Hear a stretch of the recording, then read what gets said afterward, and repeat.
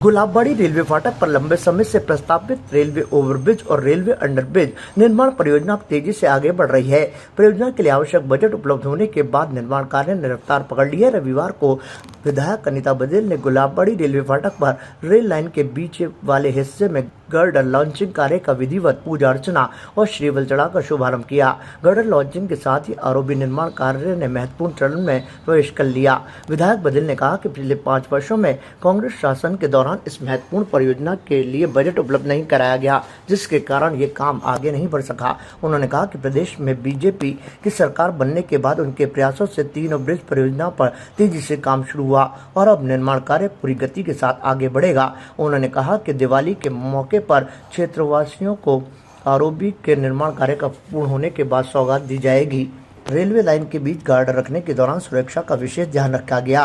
Girder launching के लिए ट्रेनों के संचालन को कुछ समय के लिए रोका गया ताकि निर्माण कार्य सुरक्षित तरीके से पूरा किया जा सके और किसी तरह की दुर्घटना की आशंका न रहे। विधायक बघेल ने कहा कि ये परियोजना क्षेत्र के लिए बेहद महत्वपूर्ण है। आरओबी और आरयूबी बनने से गुलाबबाड़ी रेलवे फाटक पर लंबे समय से बनी यातायात की समस्या का समाधान होगा और हजारों लोगों को प्रतिदिन आवागमन में राहत मिलेगी। देखिए, गुलाबबाड़ी का जो हमारा ओवरब्रिज है वह कांग्रेस सरकार की उदासीनता के चलते पिछले 5 सालों तक उसका काम रुका रहा।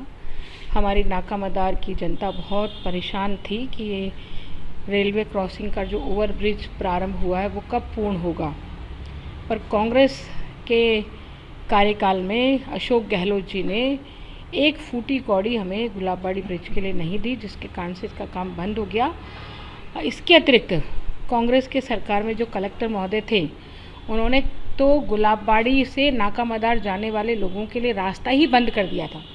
रास्ता ही नहीं छोड़ा था, जो अंडरपास बनना हुआ था उसको कैंसिल कर दिया था।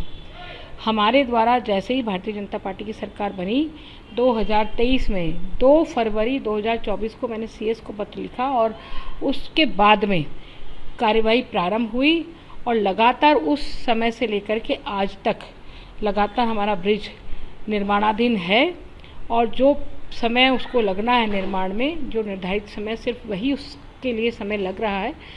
आज से 1 महीना पहले भी हमने ब्लॉक लिया था और गडर्स उसके ऊपर रखे थे।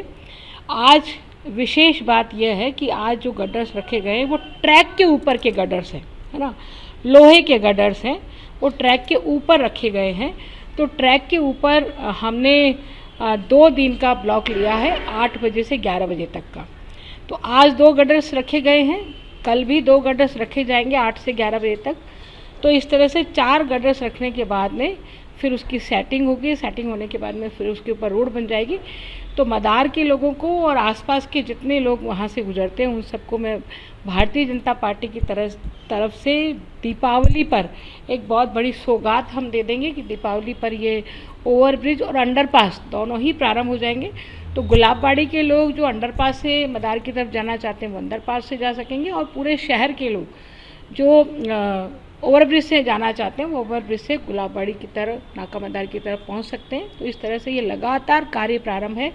रेलवे में मैंने खुद ने बात करी, मैं खुद माननीय रेल मिनिस्टर से मिल के आई, मैं जीएम जैन साहब से मिल के आई। उनको मैंने रिक्वेस्ट किया कि जब जब हमारी स्टेट गवर्नमेंट की एजेंसी आपसे रेलवे के लिए ब्लॉक मांगे तो आपको ब्लॉक तत्काल देना है, ताकि हम किसी भी तरह से हमको लंबा इंतज़ार नहीं करना पड़े काम करने के लिए।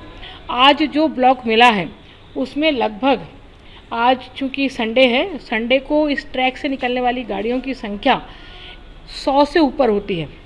तो 100 से ऊपर गाड़ियों को हमने रोका है। आज ट्रेन को रोकना भी अपने आप में बहुत बड़ी बात है, लेकिन 100 से ऊपर गाड़ियों को रोक करके उनके टाइमिंग आगे पीछे करके हमने इस ब्लॉक को लिया है। ये ब्लॉक हमारे लिए बहुत महत्वपूर्ण था और ब्लॉक मिलते से ही हमने गडर्स रखने का काम प्रारंभ किया और 11 बजे तक इसमें गडर्स रखे गए हैं। 11 बजे बाद पुनः ब्लॉक रुक गया है। गाड़ियों का चूँकि आवागमन समय पर होना ही है, इसलिए अभी फेस्टिवल सीज़न भी हम गाड़ी को ज़्यादा देर तक नहीं रोक सकते। तो वापस ट्रैक से गाड़ियों का संचालन प्रारंभ किया है। राजकीय महिला अभियांत्रिकी महाविद्यालय अजमेर बीकानेर से एफिलिएटेड इंजीनियरिंग में प्रवेश की इच्छुक जो छात्राएं रीट में आवेदन करने से रह गई है वंचित, वो डायरेक्ट एडमिशन के माध्यम से महाविद्यालय में ले सकती है प्रवेश। पीसीएम के साथ जीमेन्स में 20 परसेंटाइल से ऊपर अथवा 12वीं में पीसीएम कॉम्बिनेशन वाली छात्राएं बीटेक में प्रवेश के लिए है पात्र। महाविद्यालय में बीटेक, एमटेक, एमसीए, एमबीए पाठ्यक्रम संचालित है। बीटेक में संचालित ब्रांचें कंप्यूटर साइंस और इंजीनियरिंग, इंफॉर्मेशन टेक्नोलॉजी, इलेक्ट्रॉनिक्स और communication engineering, electrical engineering, electrical और electronics engineering, mechanical engineering, artificial intelligence and machine learning, computer science और इंजीनियरिंग, साइबर सिक्योरिटी। बीटेक प्रथम वर्ष में प्रवेश की इच्छुक छात्राएं सीधे ही महाविद्यालय में संपर्क करके कर सकती है। आवेदन अंतिम तिथि 14 अगस्त। उसी दिन मेरिट के आधार पर रीट के दिशा निर्देशों अनुसार काउंसिलिंग द्वारा दिया जाएगा प्रवेश। साथ ही पॉलिटेक्निक डिप्लोमा छात्राओं को बीटेक द्वितीय वर्ष में, एमबीए प्रथम वर्ष, एमसीए प्रथम वर्ष में भी डायरेक्ट एडमिशन की प्रक्रिया संचालित है। इन सभी में आवेदन की अंतिम तिथि 14 अगस्त है।